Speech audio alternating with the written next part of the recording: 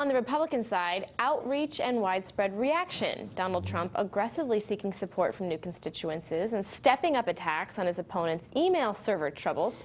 He's hitting the campaign trail this week in Virginia, North Carolina, and Florida, all very important states. Our own Molly Hennenberg joins us now with the very latest on his newest strategy. Hi, Molly. African-American voters to give him a chance to listen to his economic message, to see him as a businessman and an outsider who can revitalize struggling cities such as Detroit and improve their lives. That was part of his message yesterday at an African-American church. And today, some of Trump's most vocal supporters were glad to hear it. I think Donald Trump is the first Republican since Jack Kemp and me to go into minority poor communities and say the Democrats have failed you for 50 years and you are reflexively giving them your vote, and they're going from bad to worse. I mean, food stamps have gone up 2.5 times. So food stamps have gone up 2.5 times under Barack Obama. Recent Republican presidential candidates have not done well with African-American voters. John McCain in 2008, for example, got 4% of the vote. Mitt Romney in 2012 got 6% of the African-American vote. Trump is trying to improve those numbers, and he told the congregation yesterday that in part he just wanted to listen to them. I'm here today to learn so that we can together remedy injustice in any form, and so that we can also remedy economics so that the African-American community can benefit economically. Through jobs and income, he added. Trump, in his economic message to Great Faith Ministries Church, says he wants to bring jobs back to Detroit and make that city, quote, the economic envy of the world. Elizabeth? All right, Molly Hennenberg reporting live. Molly, thank you so much. Great to see you. Thanks.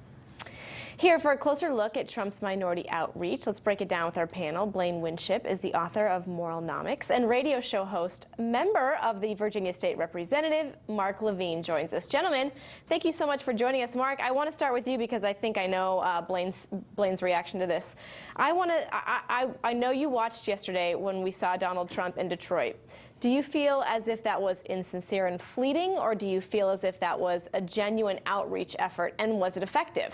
Well, you know, I don't really care what his campaign has to say to black people. Remember, he asked for the questions in advance. He needed to know the questions in advance. His campaign wrote the answers, and apparently Donald Trump can read from a script. Though. I mean, that for politicians. Well, it generally is. I mean, this is a guy, remember, who at the beginning of his showing up on the national stage, he's being investigated by the Justice Department because he won't rent his apartments to blacks. He's the king of the birther movement. Just a few weeks ago, Mark, he said that most blacks... if we're talking about investigations, I'm not sure you want to go there. Well, I think I do, because he signed a settlement, which suggests to me that listen to some of the people who he wouldn't rent apartments to. But more recently, he's accusing the majority of black people of living in poverty and not having jobs. He doesn't know anything about the American black community. By the way, here's a hint. Most of them have jobs, and most of them are not on welfare, and most of them just want a better life, and that's something that Hillary Clinton can give. She is giving, for example, free college to people who earn $125,000 or less. She's providing an increase in the minimum wage. That's something that helps blacks and whites, and Donald Trump, he's really very late to the stage here. Okay, all right, Blaine, I want to get your reaction to that. I'm not sure that Blaine can hear us. Blaine, can you hear us? It's a conversation just between me and Mark. I think it's a conversation just between me and Mark. So, Mark, let's continue, because I think we actually had a nice rapport, if you will. Okay, I want to play a soundbite for you, as we all try to recover from this, and it's from Dr. Ben Carson. He had an exclusive with Fox News Sunday's Chris Wallace this morning. I want you to listen to the soundbite, and then I want to ask you a question. Take a listen. Traditionally, the Republican Party has not made an extensive outreach to certain communities, including the African-American community, because they've pretty much written that off as Democrat territory. Donald Trump is changing that narrative and is really starting to talk about this in a very serious way, and I've had many discussions with him about it. Okay, Blaine, I think you can hear us, but I do want to pose this question to Mark because we were having such a nice conversation.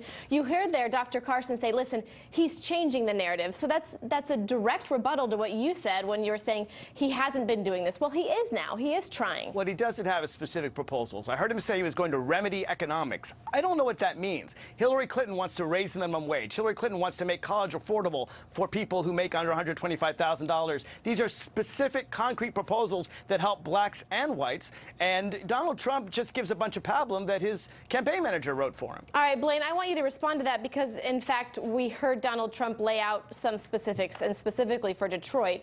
What's your reaction to Mark? Tell me this is not happening. All right. Okay, so we still do not have Blaine. So, Mark, I'm going to go back to you. I feel bad here. It's not fair and balanced.